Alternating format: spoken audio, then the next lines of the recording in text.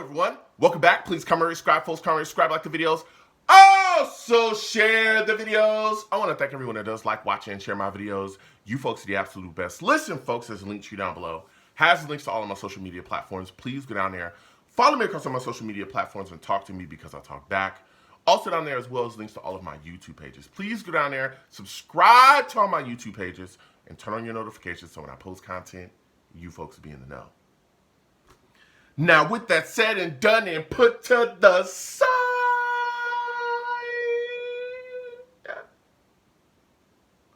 I've come to talk to you folks today about the New York Jets blowing a 20-point lead.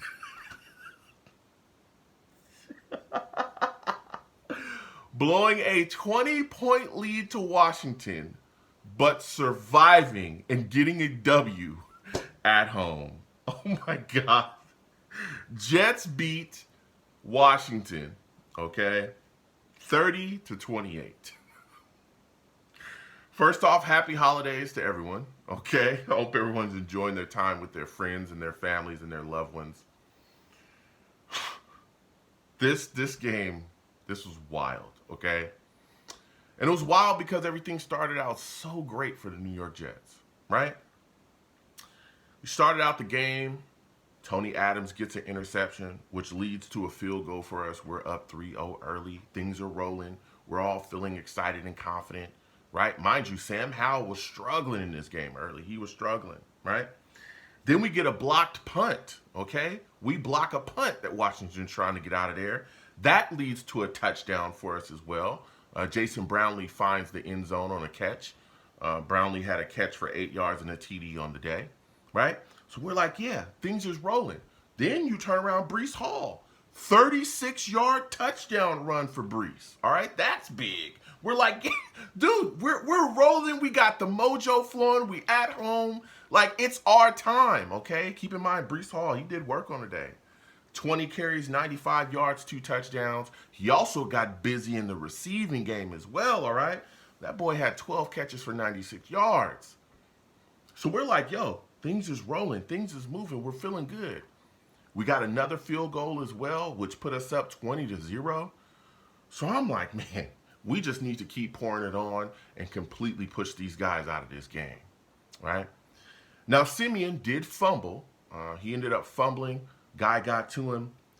And that put the Commanders in a situation to where they could run the football. You know, it was really close to us. And Rodriguez actually ran in for a touchdown. 12 yards, got himself a touchdown. Rodriguez did work on the day for them as well, for Washington. He had 10 carries for 58 yards. He also had 2 TDs on the day. But the New York Jets came right back and answered, okay?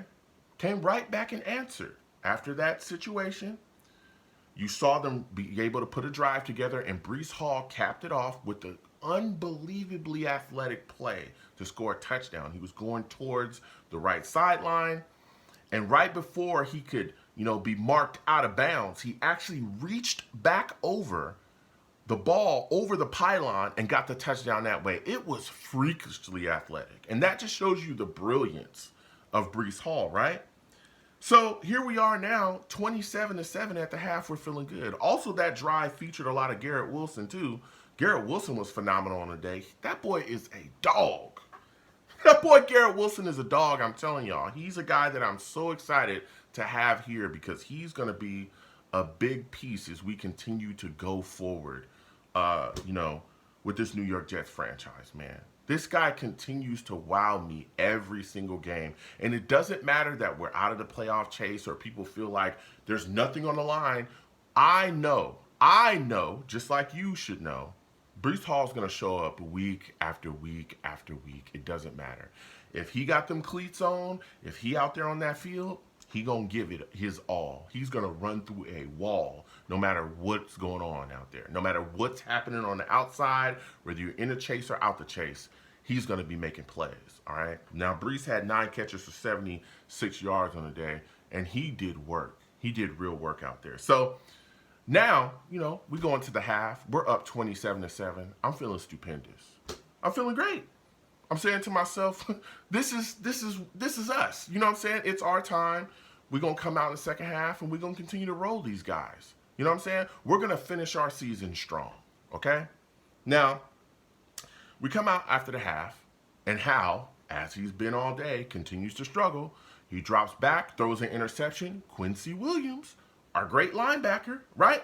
He catches the interception, rumbles down, and gets brought down. Now I'm like, yeah, we're going to continue this because these guys can't handle us. I know what time it is. You know what I'm saying? We know what time it is, all right? It's time for us to blow the doors off this joint and get you guys up out of here because we're better than y'all, right? Now, Trevor Siemian comes out after the interception. Jets offense takes the field. I'm waiting to see another TD. Siemian drops back. He looks left, looks right, throws the ball. It's intercepted by Washington. All right. You know, we had a fumble earlier. Now we got an interception from him. Okay. You know, that was rough. Now I'm thinking to myself, okay, Sam Howell's going to go back out there. We're going to maul him again and hopefully get the ball back, right? Wrong. Washington benches Sam Howell, and they bring in their backup quarterback, Jacoby Brissett. Oh, yes, this is the same Jacoby Brissett that used to be with the Patriots. I believe he spent some time with the Browns and the Colts as well. Now he's here in Washington. This is a veteran backup, right? This is a guy that, you know, knows his way around, and he can come in and kind of do some things and settle your offense a bit. And that's exactly what he did for Washington. Jacoby Brissett came in and put some life into this Washington offense, and they rattled off 3 scores, 3 touchdowns behind him in the second half. It was insane to watch. The first one, right, Jacoby Brissett, he came in, and he finds Thomas for a touchdown. Okay, cool. 15-yard touchdown. They connected. Thomas goes into the end zone. All right, that's 14. No big deal. That's what I'm sitting back thinking. Then on another drive where they scored, they got a phantom pass interference call that was called on DJ Reed. We continue to go on with these phantom calls and this nonsense, okay? But penalties played a heavy role on the New York Jets the entire day. And we'll get to that in a second, okay? So they got the phantom call on DJ Reed. I believe it was in the end zone. That put them on the one. They ended up getting a score off of that as well, okay? Rodriguez ran that in. So now it's 21-27. And I'm like, man, this is crazy, right? This is crazy. We ended up giving them the ball back after a punt. Sauce gets a call. Gets another phantom PI call. It's called on Sauce. What's going on here, right? We're getting worked over by the refs. We're at home again. These 2 phantom calls. But the New York Jets also were heavily penalized outside of those 2 calls. We're still playing undisciplined at times, still. The New York Jets gave up 14 penalties on the day. We had 14 penalties on the day, and we gave up 150 yards total because of those penalties. That was the penalty yardage.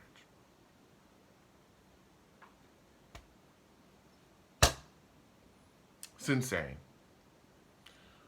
On the last drive that they scored a touchdown, we had Sauce with a pass interference call that I thought was garbage, but then C.J. Mosley also got a face mask call on that drive as well. Those calls, continuing on with their drives, eventually they got down 3rd and 1 from the 2. They run in another touchdown. That puts them up 28-27 in the 4th. I was beside myself. I couldn't believe it. I could not believe that I was watching the New York Jets blow. I just watched the New York Jets blow a 20-point lead. I couldn't believe it. I could not believe it. The penalties, the nonsense that I saw out there, and it wasn't just penalties, of course, not on the defense. Penalties along the offensive line. I think Becton had 2 holding calls on the day. Like, it was just sloppy, man. Sloppy stuff. All right? Jets get the ball back late in the 4th. They're able to put a drive together. And a lot of the drive was Siemian finding Breece Hall doing some work. Now, Washington, they started to just kind of play back. They were playing a lot of basically like prevent stuff. Didn't want to give up anything deep. And that really bit them in the keister because Brees was eating up a lot of the underneath yards. We get down to Washington's 36. Zuerlein comes out. We put the field goal unit out. Zuerlein lines up, kicks a 54-yard field goal that just gets within the left side of the bar. And he hit it. Jets up 30-28, and we get a win. Greg Zuerlein has been phenomenal for us this season. That was a big kick, and he bailed us out.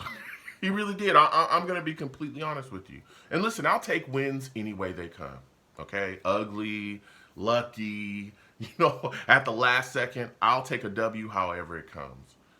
But this right here was just like, come on, man, there's some things we got to clean up continuing to go forward, right?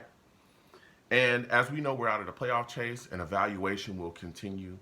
But this right here, this was scary, man. This was a scary, scary situation where I watched this team, very talented team, blow a 20-point lead to Washington, a team that is not very good, okay? But I'll take it. I'm excited to see the Jets get a win. I want you folks to comment down below, man. Let me know what you folks think about this W. How do you folks feel about us blowing that 20-point lead? What are your thoughts about Breece Hall and Garrett Wilson? How do you feel about this Jets defense, man? I want to get your thoughts. I also want to get your thoughts on the penalties. Why do you believe that we continue to be so heavily penalized here? Comment down below. Let me know what you folks think. You folks have a good one. Peace.